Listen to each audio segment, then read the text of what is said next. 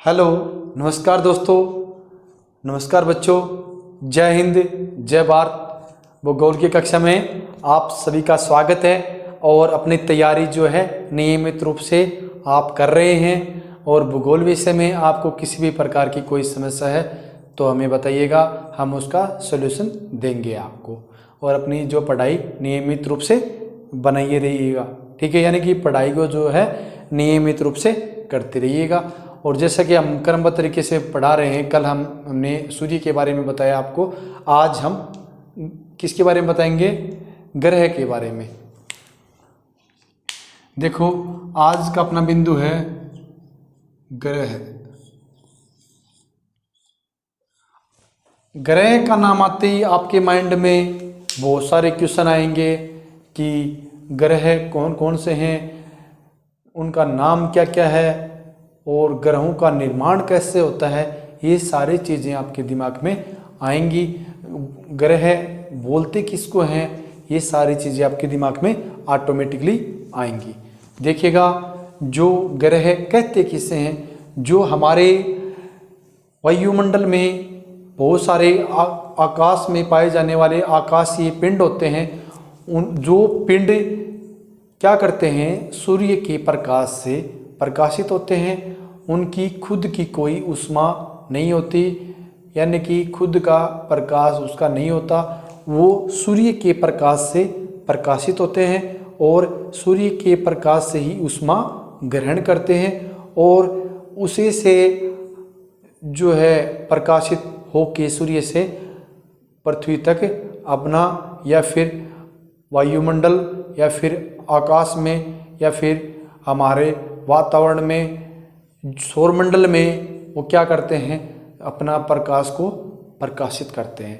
कौन करते हैं? ग्रह, ठीक है।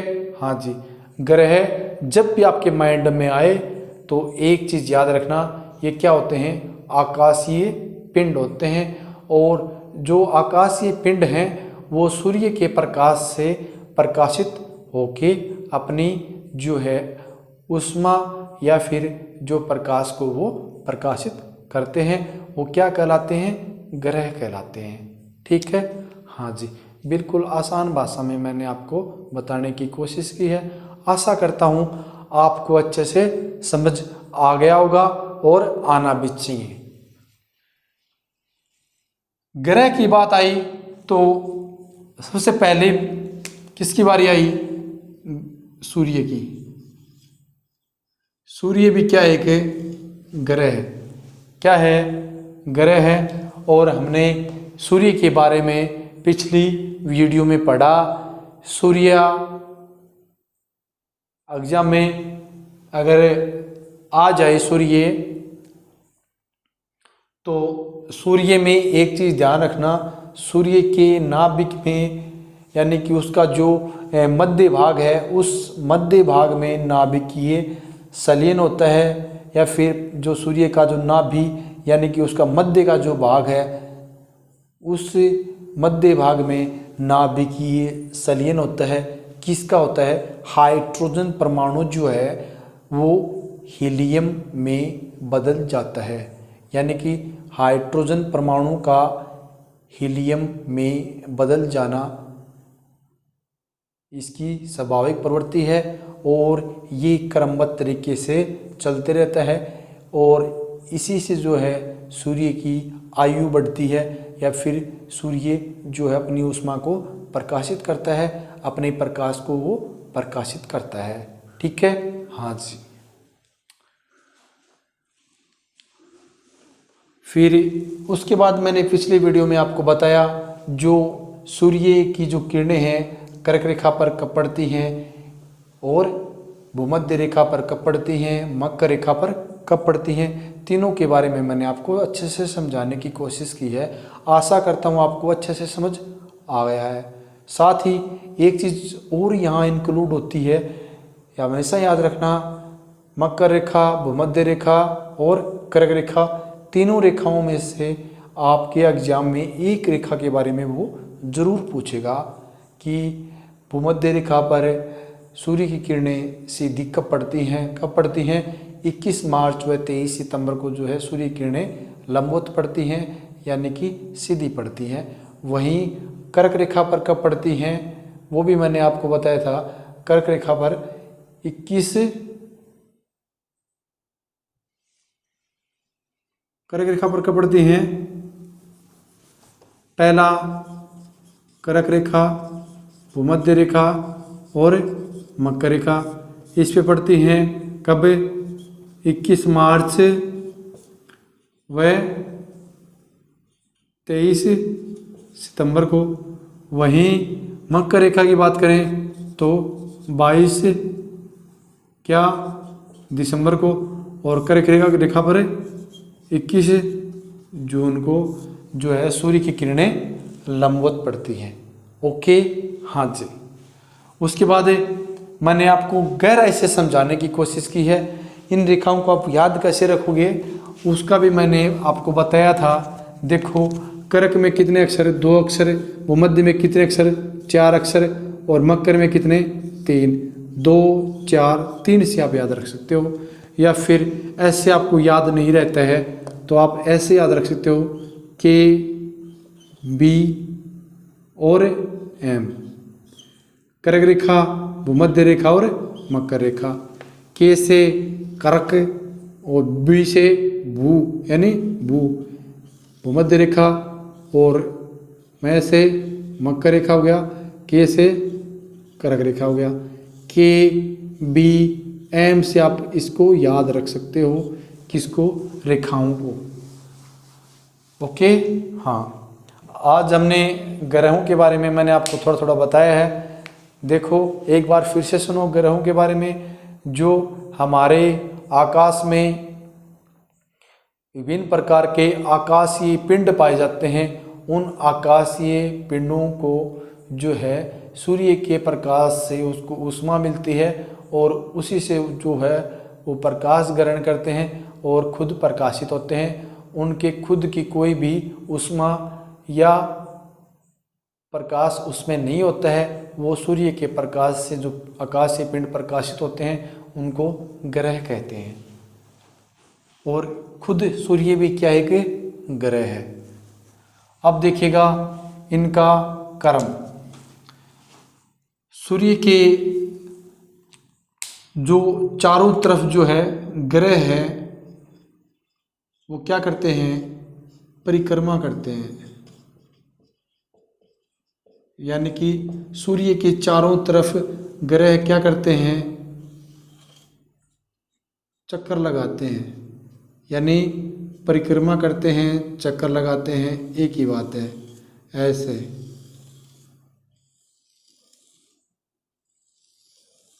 एंटी क्लॉकवाइज जो है ये सूर्य के चारों तरफ जो है चक्कर लगाते हैं ग्रह। ग्रहों की संख्या कितनी? 8। 8 कौन कौन से हैं वो देखो। इसके चक्कर लगाने का क्रम क्या क्या है वो मैं आपको लिखवाऊंगा। चक्कर लगवाने का क्रम। नंबर 1 देखिएगा। नंबर 1 क्या है? बुध। यानी जो पहला ग्रह चक्कर लगाता है वो कौन सा है? बुध। बुध के बाद में कौन सा है? शुक्र। कौन सा है? शुक्र है। शुक्र के बाद में कौन सा है? अपनी पृथ्वी। यानी जो अपनी पृथ्वी जो है वो सूर्य का 3रे नंबर का ग्रह है, और पृथ्वी भी जो है सूर्य के चारों तरफ चक्कर लगाती है। ठीक है, हाँ जी। अब देखिएगा नंबर 4। नंबर 4 पे क्या आ जाएगा? पृथ्वी के बाद में मंगल। कौन सा ग्रह है? मंगल ग्रह। मंगल के बाद में क्या आ जाएगा? बृहस्पति। कौन सा? बृहस्पति ग्रह। बृहस्पति के बाद में कौन आ जाएगा? कौन सा आ जाएगा? शनि। शनि के बाद में कौन सा आ जाएगा? अरुण। और 8 नंबर पे कौन सा आ जाएगा? वरुण। ठीक है, बुध, शुक्र, पृथ्वी, मंगल, बृहस्पति, शनि, अरुण और वरुण। ये जो है सूर्य के चारों तरफ चक्कर लगाने का क्या है, क्रम है। यानी कि इसी क्रम के हिसाब से क्या लगाते हैं, चक्कर लगाते हैं। नंबर 1 पे चक्कर लगाने वाला कौन सा है, बुध है, फिर शुक्र, फिर पृथ्वी, मंगल, बृहस्पति, शनि, अरुण और वरुण। ये सूर्य के चारों तरफ चक्कर लगाने का क्या है, क्रम है। ठीक है, हाँ जी। आप देखिएगा इसके आकार पढ़ेंगे हम, आकार के आधार पर कौन कौन से हैं। आकार के आधार पर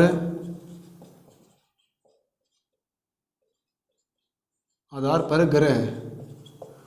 नंबर 1 देखो, आकार के आधार पर कौन सा है, बृहस्पति। यानी कि जो ये बृहस्पति ग्रह है इसका आकार सबसे बड़ा है। क्या है, जो बृहस्पति ग्रह है उस बृहस्पति ग्रह का आकार ग्रहों में सबसे बड़ा है। ठीक है, हाँ जी। वहीं मैं बता देता हूँ, सूर्य जो है पृथ्वी से 109 गुना बड़ा है। क्या है, पृथ्वी जो है उस पृथ्वी से 109 गुना बड़ा है। क्या है, सूर्य। याद रखना इस बात को। नंबर 2 पे क्या जाएगा, कौन सा है, शनि। यानी आकार के आधार की यदि हम बात करें तो आकार के आधार पर सबसे बड़ा ग्रह पृथ्वी है। पृथ्वी के नहीं, बृहस्पति है। बृहस्पति के बाद में शनि है। शनि के बाद में क्या आ जाएगा, अरुण। अरुण के बाद में क्या आ जाएगा, वरुण। और वरुण के बाद में क्या आ जाएगा, पृथ्वी। और पृथ्वी के बाद में शुक्र।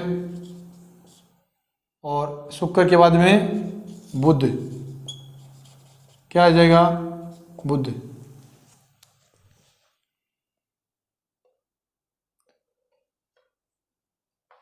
यहाँ तक किसी को कोई दिक्कत है, शायद नहीं होगी। आकार के आधार पर यही इसका क्रम है और इसी के अकॉर्डिंग जो है आपको एग्जाम में पूछता है। नंबर 7 पे कौन सा है, देखो सबसे बड़ा कौन सा है, बृहस्पति। बृहस्पति के बाद में शनि, शनि के बाद में अरुण, फिर वरुण और फिर पृथ्वी। पृथ्वी के बाद में शुक्र। शुक्र के बाद में 7 नंबर पे क्या है, मंगल ग्रह। 7 नंबर पे क्या है, मंगल ग्रह है। कौन सा, मंगल ग्रह है।